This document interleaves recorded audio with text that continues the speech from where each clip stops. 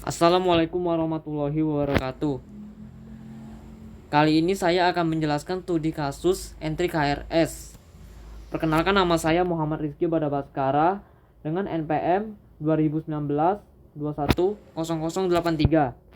Berikut ini ialah pembahasannya. Use case diagram. Use case diagram ialah suatu use case yang digunakan dengan tujuan untuk mengetahui proses entry KRS yang dilakukan oleh mahasiswa, sehingga kita tahu bagaimana use case itu berjalan. Berikut ini ialah penjelasan simbol use case diagram tersebut, yang diantaranya sebagai berikut. Simbol pertama ialah simbol use case. Simbol use case menggambarkan fungsi dari sistem kegunaan yang sudah dirancang. Pada perancangan use case diagram ini adalah merancang sistem entry KRS itu sendiri. Gambar kedua. Pada gambar kedua ini ialah aktor. Aktor menggambarkan suatu tokoh atau pelaku yang berinteraksi dengan sistem. Biasanya mereka akan berinteraksi dengan sistem itu sebagai pengguna. Pada use case diagram ini terdapat 3 pelaku, di antaranya mahasiswa, dosen, dan admin. Gambar ketiga. Pada gambar ketiga ini ialah garis association.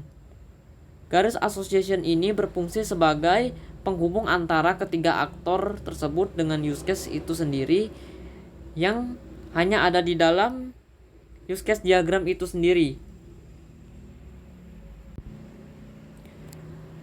Gambar keempat ialah garis include.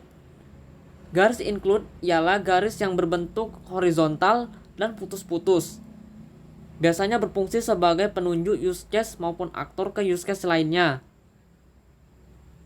Pada gambar kelima ialah garis extend. Garis extend sama seperti include, hanya saja yang membedakannya extend berbentuk vertikal dan menghadap ke arah kiri. Juga berfungsi sebagai penunjuk use case ke base use case itu sendiri.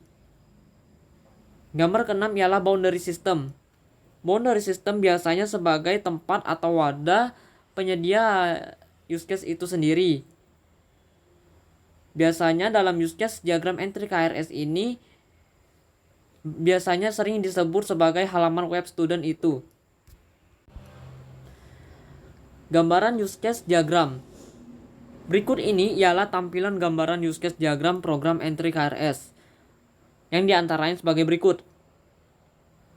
Pada gambar ini terdapat 3 pelaku, yang diantaranya mahasiswa, dosen, dan admin.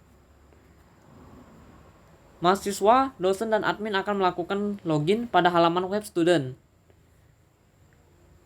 Mahasiswa akan melakukan pemilihan menu, kemudian mahasiswa akan mengambil mata kuliah, lalu mahasiswa akan melakukan pengambilan KRS. Biasanya pengambilan KRS ini tergantung mahasiswa yang ingin menempuh pelajaran itu. Tugas admin. Tugas admin biasanya mengolah suatu data, yang diantaranya data mata kuliah, data mahasiswa, dan data dosen.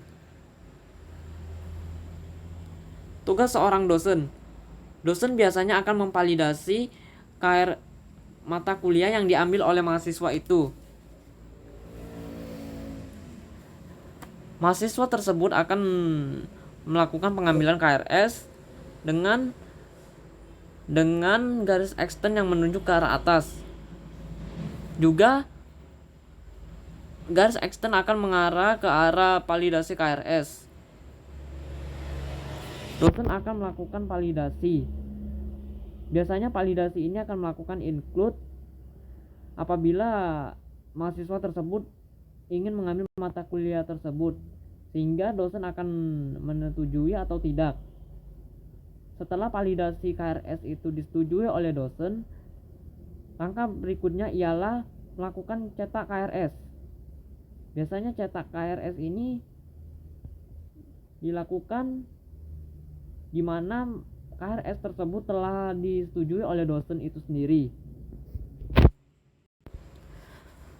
Baiklah, berikut ini ialah tahapan-tahapan entry KRS pada use case diagram. 1. Mahasiswa akan pergi ke halaman website student UIGM melalui internet, baik dari laptop maupun handphone. Kemudian, mahasiswa akan melakukan login akun dengan cara memasukkan NPM dan paspor. 3. Setelah melakukan pemasukan NPM dan paspor, mahasiswa akan pergi ke pilihan menu. Lalu, mahasiswa akan memilih opsi ambil KRS. Langkah keempat, setelah diambil opsi ambil KRS, mahasiswa akan diarahkan ke tabel yang berisikan daftar mata kuliah.